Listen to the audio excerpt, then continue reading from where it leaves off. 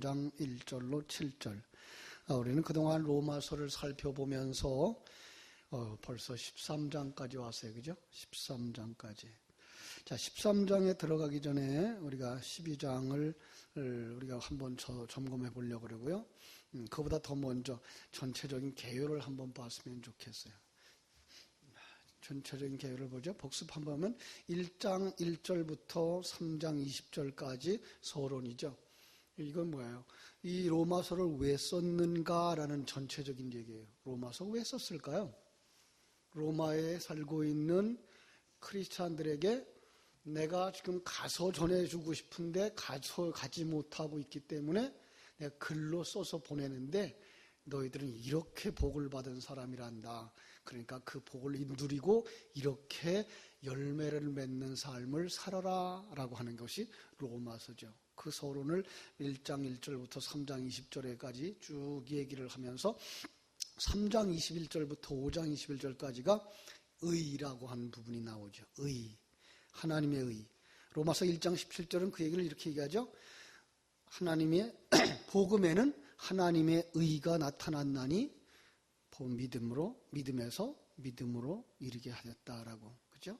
그래서 여기 나오는 이 의, 바로 하나님이 지으신 피조물과 하나님과의 관계 속에서 자기가 왜 지어졌는지, 왜 존재하는지를 알고 하나님의 뜻을 이루어가고 그리고 하나님의 뜻이 성취되어지도록 자기를 드리는 삶. 이게 바로 의로운 건데 이게 사람의 힘으로 되지를 않아요.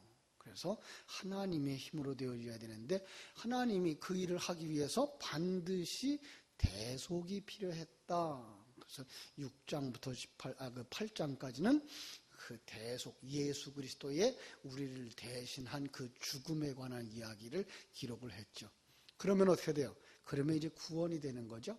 그래서 구원받은 자들의 예를 9장부터 11장까지 쭉 들어서 이스라엘 백성들을 구원받은 그 예로 들었던 거죠.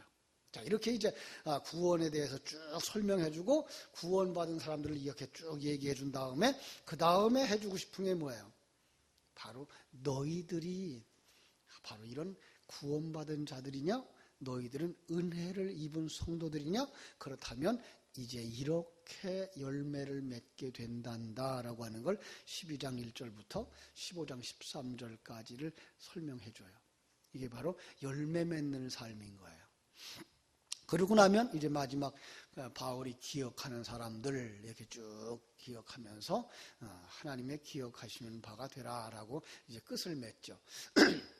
오늘 본문은 13장이에요. 13장 1절로 7절은 어디에 들어가 있죠?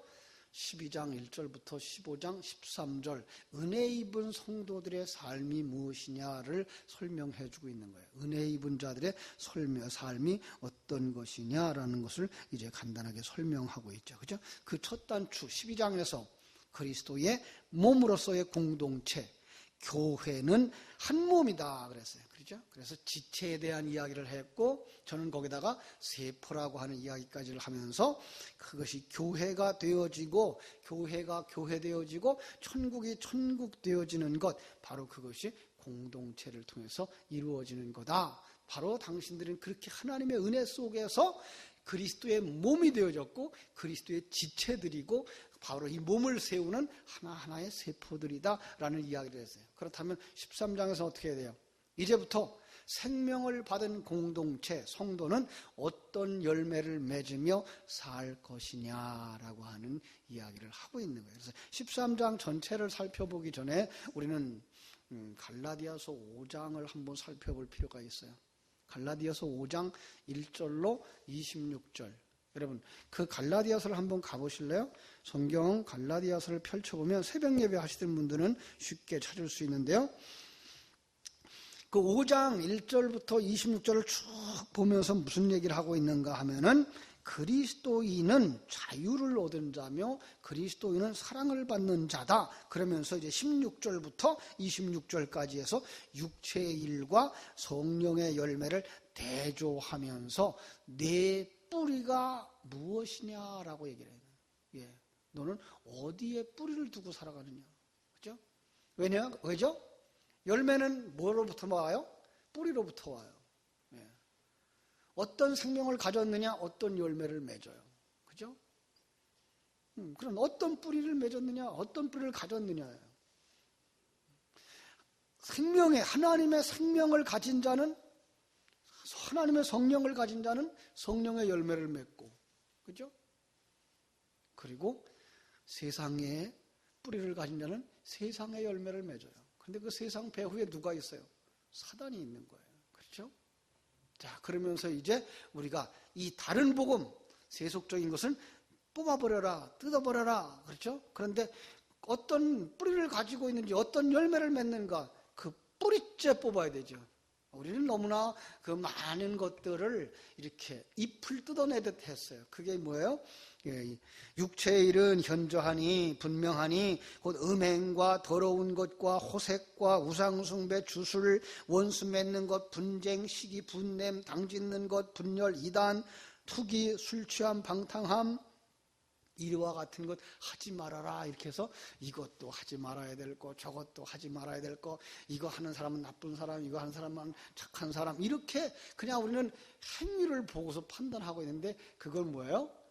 그것은 바로 풀 뽑으러 가서 뭐 하는 거예요? 잎사귀 하나씩 떼고 있는 거예요. 그렇죠? 아무리 위에 뜯어도 뭐 해요? 뿌리가 안 뽑아지면 헛거예요. 다시 올라와요. 뿌리째 뽑아야 돼요. 마땅히 우리가 뽑아야 할 그 뿌리가 뭘까요? 이 부분이에요. 옛사람이라고 하는 부분. 그죠? 그걸 뭐라 그래요? 세속적인 관점. 이 세상의 관점이에요.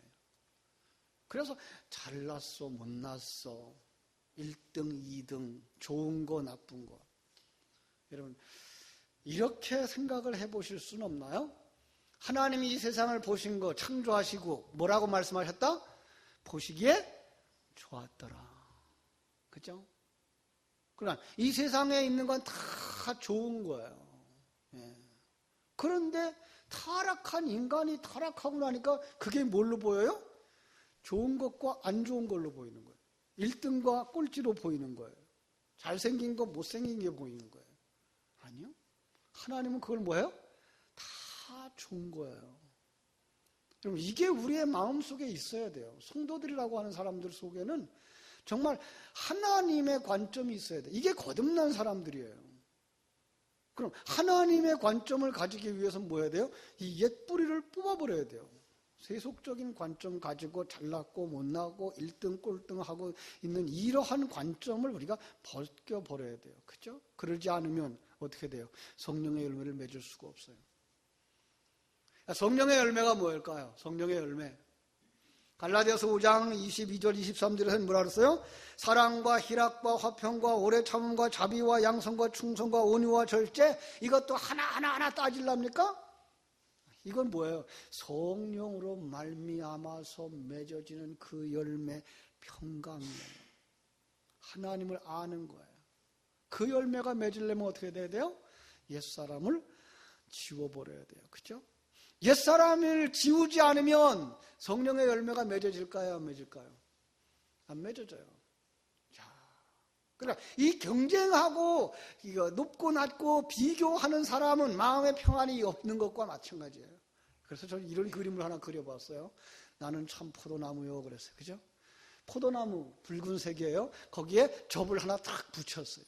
접을 붙였더니 뭐가 열릴 것 같아요? 검은 색깔, 빨간 나무에 검은 색깔 가지가 쫙 붙었어요. 그럼 검은 색깔이 쫙 꽂혀서 검은 색깔 나무 끝에는 어떤 게 열릴 것 같아요? 검은색이 열려요.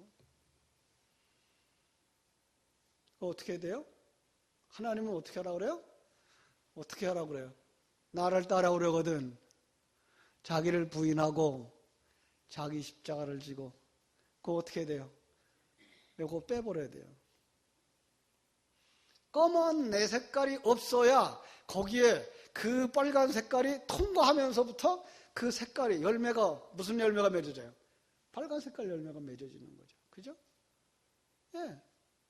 그러니까 여기 내가 나라고 하는 사상, 이 판단하고 비교하던 이 사상이 없어졌을 때에만 뭐 할 수가 있는 거예요? 기쁨이 올 수가 있고 감사가 올 수 있는 거예요. 그러니까 내가 없어져야만, 나라고 하는 이 검은 색깔이 없어져야만 바로 예수에 접붙여 있는 내가 예수의 피를 가지고 예수의 생명을 맺을 수가 있는 거죠. 그렇죠? 바로 여러분들 속에 이런 성령의 열매가 많이 맺혀지기를 주님의 이름으로 축원합니다. 그죠? 그래서 이렇게 빨간 열매가 맺을 수 있는 거예요.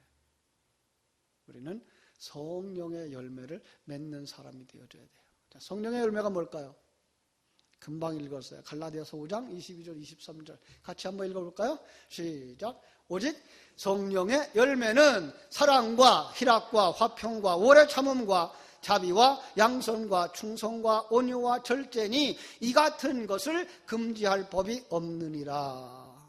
자, 여기에 지금 우리 갈라디아서 5장을 같이 읽었는데요. 그 속에서 우리가 생각하고자 하는 열매들은 어떤 걸까요? 다시 한번 봐요. 성령의 열매예요. 자, 성령의 열매 우리는 그냥 너무나 익숙해 있어요. 그건 사랑과 희락과 화평과 오래 참음, 자비, 양선, 충성, 온유, 절제. 아니요, 그거 하나 계산하고 있으면은 그것도 복잡해요. 이 모든 것들은 누가 맺는 열매다? 성령이 맺는 열매다. 자, 그러면 나라고 하는 것이 없어졌을 때 하나님은 어떠한 열매를 맺기를 원하실까요? 하나님은 우리를 만드신 그 목적이 뭐라고요? 하나님을 영화롭게 하며 그것을 영원토록 즐거워하는 거예요. 그 하나님을 영화롭게 한다는 것이 뭘까요? 하나님을 영화롭게 한다는 것은 그 하나님을 알고 그 하나님의 계획을 알고 그 하나님의 목적을 따라 내가 가고 있음을 깨달아 알고 그 하나님이 주신 환경 속에서 그 하나님이 주신 생명 가지고 그 하나님이 주신 은사와 능력을 가지고 평강을 누리는 삶. 예. 그러니까 이게 성령의 열매인 거예요. 이걸 그냥 글자라는 그릇에 담아서 주었기 때문에 우리가 오해를 하면 그냥 사랑이라는 것 가지고서 그냥 사랑 이렇게 얘기를 해요. 자, 사랑이 뭘까요? 사랑이 뭐예요? 그죠? 우리는 남한테 잘해주는 거, 이런 사랑은 누구도 할 수 있다? 불신자도 할 수 있다. 성경이 말하고 있는 건 불신자가 할 수 있는 거다. 이걸 성령의 열매라고 할 수는 없잖아요. 그죠? 사람들이 성경을 이렇게 글자적으로만 해석을 하다 보니까 어떤 얘기가 나와요? 아, 우리도 그 사랑하는데, 저 종교에서 사랑한대요. 응? 그럼 어떻게 할 수 있어요? 손잡고 같이 하고 가자는 거예요. 여러분, 예수 그리스도 외에는 구원이 없다고 분명히 알고 있는데 어떻게 저들과 같이 손잡은 종교가 될 수가 있어요? 그럴 수가 없어요. 사랑은 하나님을 아는 거예요. 그 하나님의 계획을 아는 거예요. 그 하나님이 어떤 하나님이에요? 내 아버지, 나를 만드신 분, 나를 구원하기 위해서 자기를 몽땅 희생할 만큼 독생성자를 우리에게 주신 분, 그리고 지금도 나와 함께 하셔서 내 옛사람을 내려놓게 만드시고 자기 부인이에요? 십자가 지는 거예요? 그리고 하나님으로 만족하게 만드시는 분, 가장 좋은 건 내게 주신 분. 믿습니까? 그렇죠. 이러한 사람들이, 이러한 관점을 가진 사람들이 로마서 13장을 해석할 수 있어요.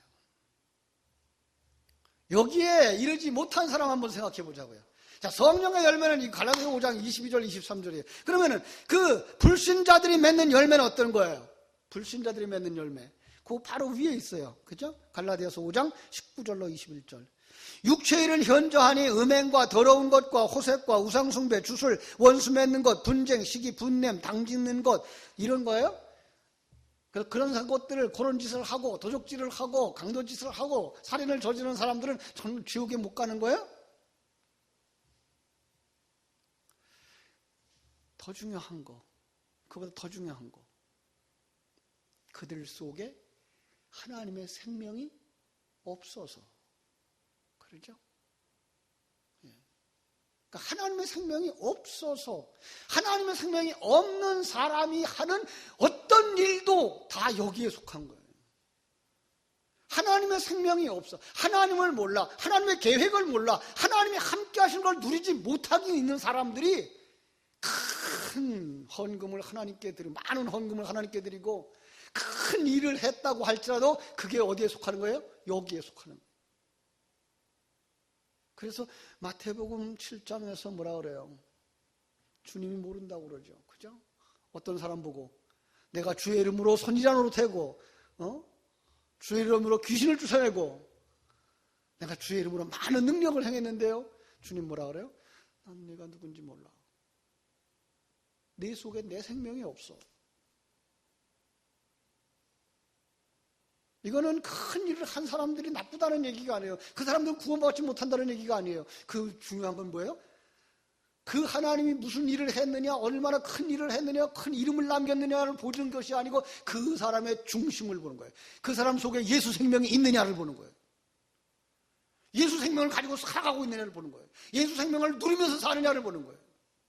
그 평강이 있느냐, 감사가 있느냐, 기쁨이 있느냐. 어디서 오는? 예수 생명 때문에 오는. 그죠? 그런 사람만이 로마서 13장을 해석할 수 있어요. 그걸 믿는 사람이. 자, 13장을 한번 가볼게요. 13장 1절 어떻게 말하죠? 각 사람은 위에 있는 권세에 복종하라. 자, 여러분, 참 이거 어려운 부분이에요. 이 부분이 왜 이렇게 앞에 서론이 길었는가 하면 이 부분을 설교하기가 너무 어려워요. 정의를 외치는 목사님들 이 부분에 대해서 아멘 할 수 없다고 외쳐요. 한때 군사혁명을 일으켜 정권을 잡은 대통령들에게 어떤 목사들이 가서 예배를 드리면서 이 본문을 가지고 그들의 행위를 정당화시켜 주었다고 울분을 터뜨리는 목사를 본 적이 있어요. 세상의 눈으로 보면, 세상의 가치관으로 보면, 그죠? 군사혁명을 일으키고 정권을 잡은 대통령에게 순복해야 할까? 아니면 항거하고 따르지 말아야 할까? 아주 예민한 부분이에요. 여기서 그 사람의 신앙의 뿌리와 신앙의 목적을 다시 보게 되는 거예요.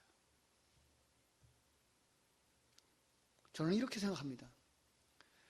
정권을 잡기 전 싸울 수 있을 때 정의의 편에 서서 불의한 자들과 싸워야 됩니다. 그러나 이미 정권이 그의 손에 넘어가 나라가 그들에 의해서 통치가 된다면 이 일을 용납하고 수용하신 하나님의 일하심의 이유를 지금은 알지 못하지만 그 권세에 순복해야 한다는 것입니다. 이 정의감에 불타는 젊은이들은 이게 말이 안 돼요. 왜? 내 속에 아직 내가 살아있거든요. 내 정의가 살아있거든요. 불의한 정부와 싸우고 불이익을 당한 소외계층을 위해 싸우다가 죽은 사람이 그들 속에는 영웅처럼 보이고 있거든요. 그래서 그들의 권세에 순복하라고 가르치면 젊은이들이 뭐라고 대답할까요? 성도는요, 아멘하고 순복해야 되는 거예요. 자, 왜 그럴까요? 여러분, 예수님이 이 땅에 오셔서 당시에 유대 나라가 어땠을까요? 로마의 식민지였어요. 예수님 제자들 모아가지고 로마에 항거했나요? 없어요. 바울 사도가 그렇게 정의를 외치면서 소아시아 지방에 가서 그들의 식민지를 삼고 있는 로마에 대항하라고 외쳤나요? 요한 사도가 반모 섬에 귀양 갔을 때에 그 편지를 통해서 소아시아 일국 교회의 교인들을 향하여서 항거해서 로마와 대항하라고 싸우라고 했나요? 한 번도 그런 적이 없어요. 참 조금은 나쁘게 보면 뭐예요? 정치와 결탁하고 가는 것 같아요. 그죠? 정부와 결탁하고 가는 것 같아요. 그러나 성경은 뭐라고 말해요? 내가 부모에게 순복하고 있느냐라고 물어보고 있어요. 지금 그림이 거꾸로 나왔어요. 그림. 자, 에베소 6장을 가서 보죠. 6장 1절이 뭐라고 그랬어요? 성경 분명히 말하고 있어요. 너희 부모에게 순종하라. 5절에 보면 상전에게 순종하기를 그리스도께 하듯 하라. 그리고 지금 로마서 13장 1절에서 권세에 복종하라고 말하고 있어요. 여러분, 그 열왕기 시대를 쭉 한번 돌아가 볼까요? 열왕기 시대에 누가 생각나죠? 예레미야. 자, 예레미야는 바벨론이 침략해 들어올 때에 바벨론에 항복하는 것이 하나님의 뜻이라고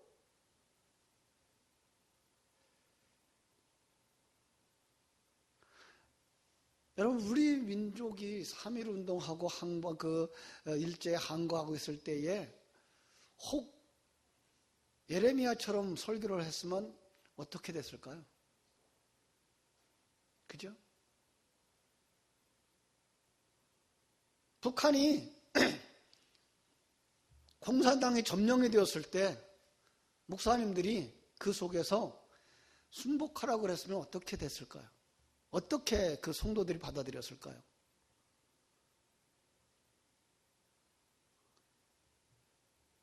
참 어려웠어요. 그죠? 다니엘은 어땠을까요? 다니엘.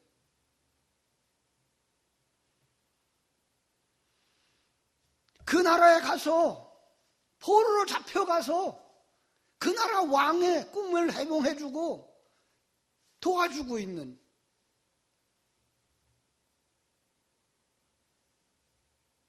여러분, 우리는 너무나 특별히 우리 한국 사람들은 이 한민족의 개념이 무척 강해요. 내 나라에 대한 개념이 너무 무척 강해요.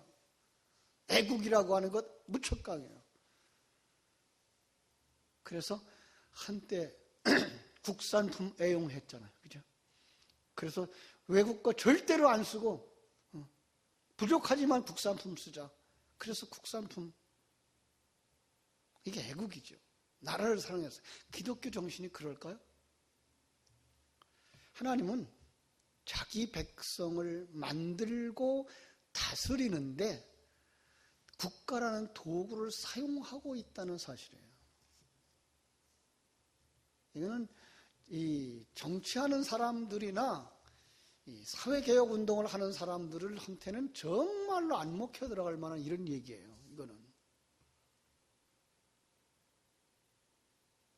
그래서 에베소 6장 9절도 이렇게 말하고 있어요. 상전들아, 너희도 그들에게 이와 같이 하고 위협을 그치라. 이는 그들과 너희의 상전이 하늘에 계시고 그에게는 사람을 외모로 취하는 일이 없는 줄을 너희가 알미니라. 무슨 말이에요? 권세 잡은 자들을 향하여서 분명히 복음을 선포해야 될 이유는 여기에 있어요. 이유는 어떤 나라의 움직임이든지 어떤 세력의 움직임이든지 그 장악하고 있을 그때에 그것도 하나님이 사용한다는 것을 깨달아 알아야 되는 아랫사람들과 함께 윗사람은 자기 위에 권세가 있다는 걸 인정하는 자리에 가야 된다는 거죠. 그래서 오늘 본문에 보면은 5절에 이렇게 말하고 있어요. 그러므로 복종하지 아니할 수 없으니 진노 때문에 할 것이 아니라 양심을 따라서 할 것이니라. 참 어려운 얘기예요. 정말 어렵습니다. 자, 그런데도 불구하고 여기서 우리는 하나님의 백성들이 마땅히 순종해야 될 것은 권세자의 진노를 받을까 봐 순종하는 것이 아니라 양심을 따라서 이게 도덕적 선악을 구분하는 마음이라는 슈네이데시스라고 하는 단어예요. 한 예를 들어주면 한 예를 그 아래서 들어요. 한번 로마서 13장 6절 7절 볼게요. 너희가 조세를 바치는 것도 이를 말미암음이라. 그들이 하나님의 일꾼이 되어 바로 이 일에 항상 힘쓰느니라. 모든 자에게 줄 것을 주되 조세를 받을 자에게 조세를 바치고 관세를 받을 자에게 관세를 바치고 두려워할 자를 두려워하며 존경할 자를 공경하라. 세금 제대로 내라는 거죠. 나라가 정부가 돈을 어떻게 잘못 쓰든지 뭐 하든지 관계없이 너는 세금을 내라는 거죠. 오늘날 한국교회에 굉장히 안 좋은 바람이 불고 있죠. 어떤 거죠? 헌금 많이 하는 것 때문에 교회가 부패했다고 11조 하지 말자고 나오는 사람들이 있어요. 11조가 지 건가요? 왜 11조 하죠? 복 받기 위해서 하나요? 그런 걸 하지 말라고 성경은 말하고 있어요. 성경이 말하고 있는 11조는 뭐예요? 이게 하나님께로부터 왔습니다의 신앙 고백으로 드려줘야 되는 것이지, 그걸 드려서 복 받겠다고 하는 투기로 하나님의 마음을 살려고 하는 그런 장사거리로 하나님을 만들면 안 되는 거거든요. 11조는 이건 다 하나님의 것입니다의 신앙 고백으로 드려지는 거예요. 그래서 제가 마지막에 그러죠. 마지막에는 우리가 남은 것 어떻게 해야 된다고요? 하나님께 드려야 된다고요. 예.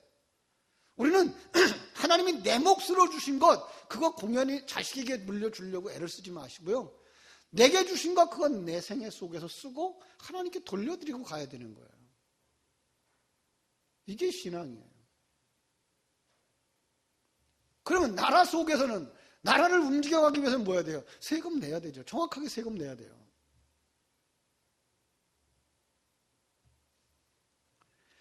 모든 자에게 줄 것을 주고 공세나 국세를 받을 자에게 주고 두려워할 자를 두려워하며 존경할 자를 존경하라.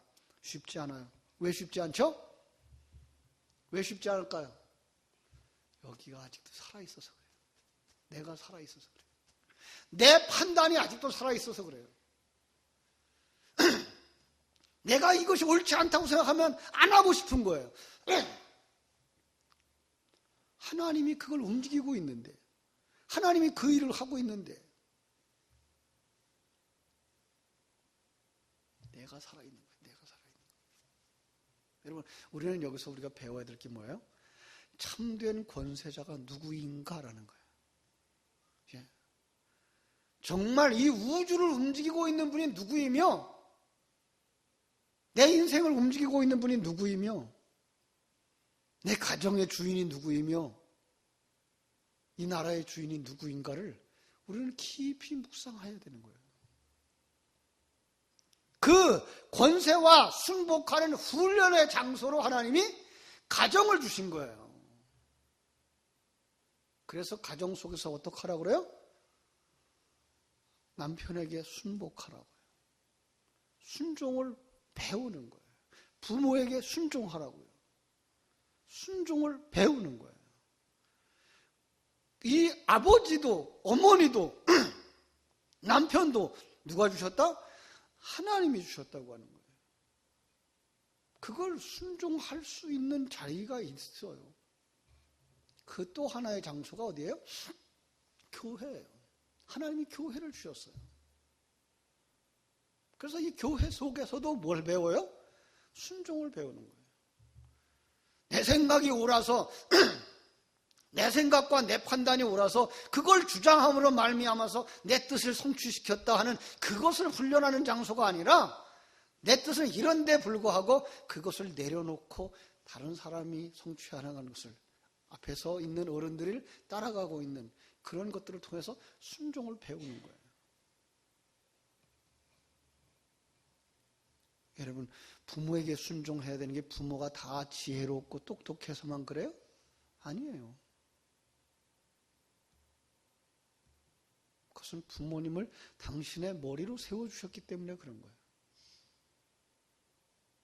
의견은 나눌 수 있어요. 그래서 참 우리 교회 같은 게, 제가 들어와서, 우리 한국교회에 들어와서 느낀 것 가운데 하나가, 교회 안에서 대화법들이 너무 모른다. 당회가 이렇게 결정을 했어요. 그러면은 그거보다는 이게 더 좋을 것 같은데요 라고 하는 자기 의견은 내놓을 수 있어요. 그런데 그걸 무시해버리고 이게 옳아요라고 내놓는 건 아니에요. 부모님이 의견을 내놨어요. 얘들아, 이렇게 하는 게 더 좋겠다. 이렇게 하자. 아버지, 그거보다는 이게 더 좋을 것 같은데요. 아버지가 그걸 결정했으면 이게 더 옳을 것 같아서 따라가는 거예요. 그냥 그 권위에 순복하는 걸 배우는 거예요. 교회도 마찬가지예요. 목사와 장로로 구성되는 당회가 결정을 똑바로 못할 수도 있어요. 예. 여러분의 생각보다 더 옳은 판단을 못할 수도 있어요. 그러나 거기에서는 어떻게 해요? 당회의 결정을 따라가는 거예요. 순복을 배우는 거예요. 지금 교회가 이게 잘 안 돼요. 가정 속에서도 이게 잘 안 돼요. 부모님의 결정은 자녀들이 따라가질 않아요.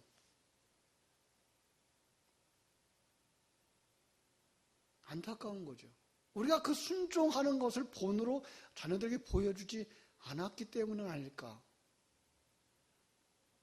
하나님은 교회 안에서도 그 순종을 배우는 거예요. 가르치고.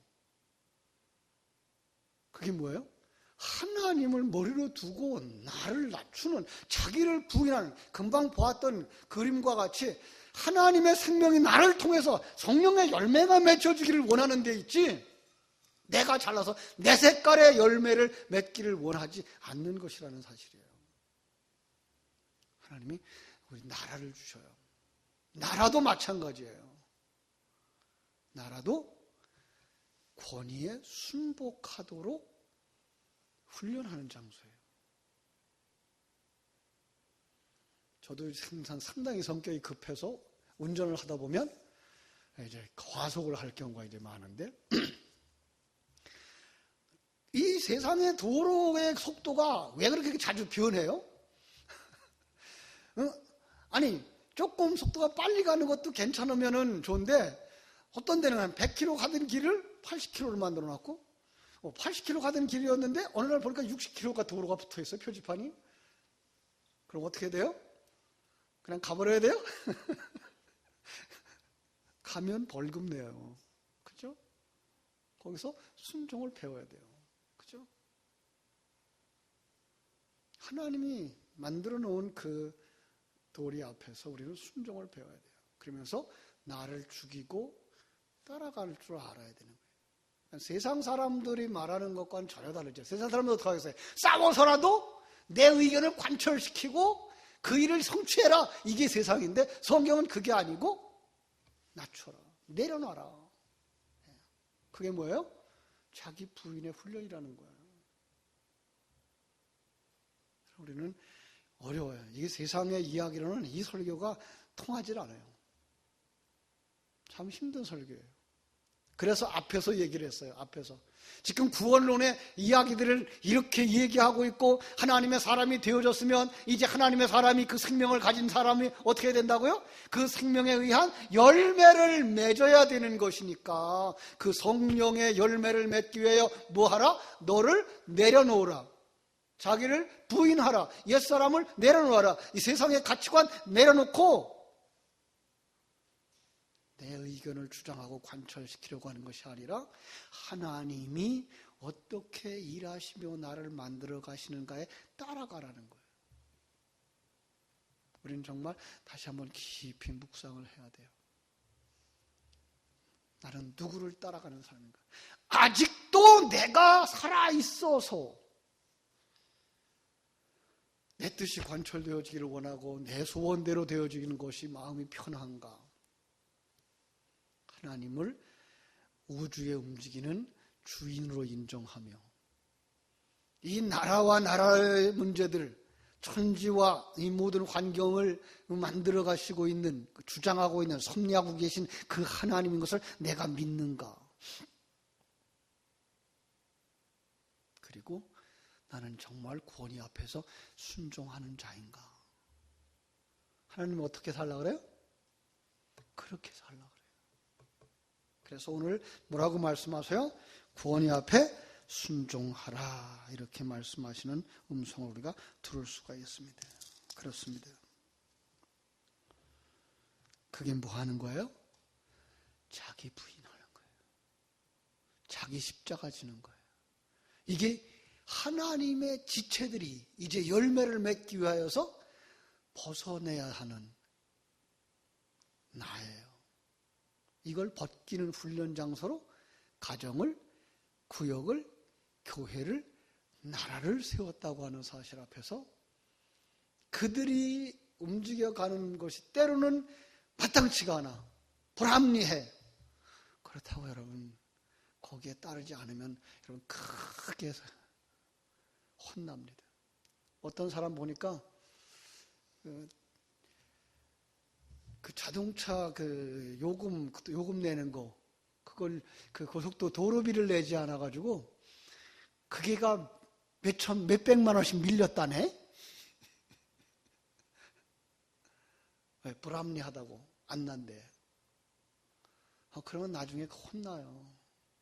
정말 한 것은 못 산다고요. 하나님 앞에 정말 내 의견을 내려놓고 순종할 수 있어야 되고, 그 훈련의 장소로 가정도 주셨고 구역도 주셨고 교회도 주셨고 나라도 주셨다는 사실을 묵상하면서 이 내가 부인되어지고 벗겨질 때 그때 무슨 열매가 맺어요? 성령의 열매가 맺혀져요. 거기에 평강이 깃들어요. 거기에 감사가 깃들고 거기서 하나님 주신 은혜를 찬송하며 자유를 누릴 수가 있어요. 안 보일 수도 있어요. 그러나 이제 한 걸음 한 걸음 같이 가보자고요. 그 일을. 그러면 머지않아서 여러분 속에서 성령의 아름다운 열매가 맺혀질 줄로 믿습니다. 기도하겠습니다. 하나님 우리 아버지 크신 은혜와 사랑을 감사하옵고 감사합니다. 세상의 모든 권세는 하나님에게로부터 온다는 사실을 믿는 믿음이 우리에게 있게 하여 주시옵소서.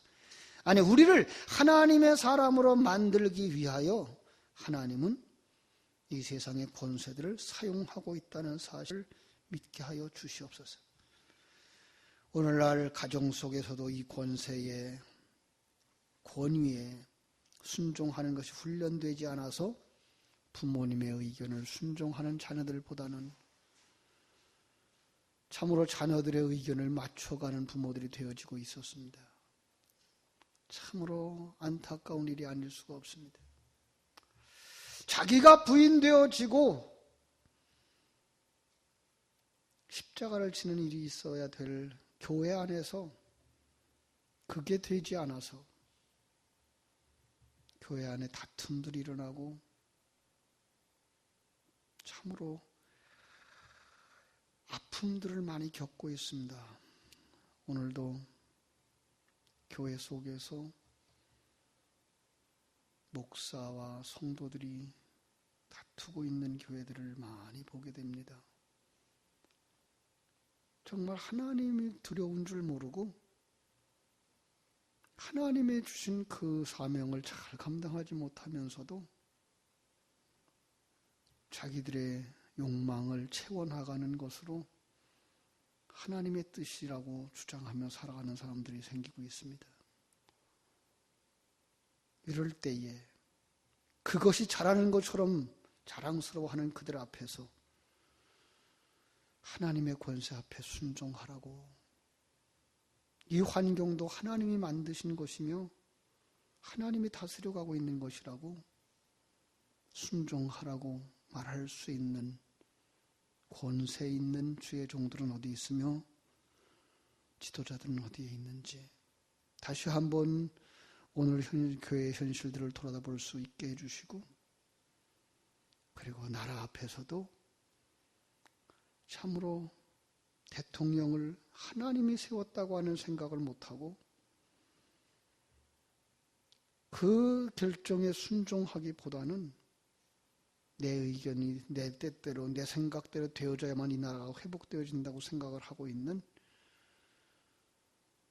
많은 사람들, 그래서 세상이 어지럽고 따뜻한 세상이 아닌 혼란이 야기되어지고 데모가 일어나고 다툼이 일어나는 이런 세계가 되어지고 있습니다. 아버지 하나님, 참으로 이 악한 시대 속에서 예수 생명을 가지고 권위 앞에 순종하며 세상 사람들의 눈에는 바보처럼 살아갈지 모르지만 하나님이 기뻐하는 삶을 살아갈 수 있는 하나님의 사람들은 어디에 있는지 다시 한번 우리를 기억해 주시옵소서. 그리고 여기 머리 숙인 우리가 바로 그 권위 앞에 순종할 줄 아는, 가정 속에서 부모의 권위에 순종할 줄 알고 어른의 결정에 따를 줄 알고 부부간에도 의견을 나누며 토론하지만 남편의 결정에 따를 줄 아는, 그래서 정말 하나님이 기뻐하는 사람들로 만들어져 가서 세상 짧은 인생 속에서는 조금 손해를 보고 적자를 보고 살아갈 수 있을지 모르지만 정말 하나님이 기뻐하는 사람으로 만들어질 수 있는 하나님의 사람들이 되게 하여 주시옵소서. 간절히 소원합니다. 우리 교회가 권위에 순복하는 교회, 하나님 앞에 순종하는 교회, 그래서 자기 십자가를 질 줄 알고 하나님이 내게 주신 사명과 은사를 다 발휘해서 충성하는 성도들로 사랑이 회복되어지고 은혜가 회복되어지고 찬송이 회복되어지고 예배가 회복되어지는 교회가 되게 하여 주시옵소서. 간절히 소원하며 예수님의 이름으로 기도하옵나이다. 아멘.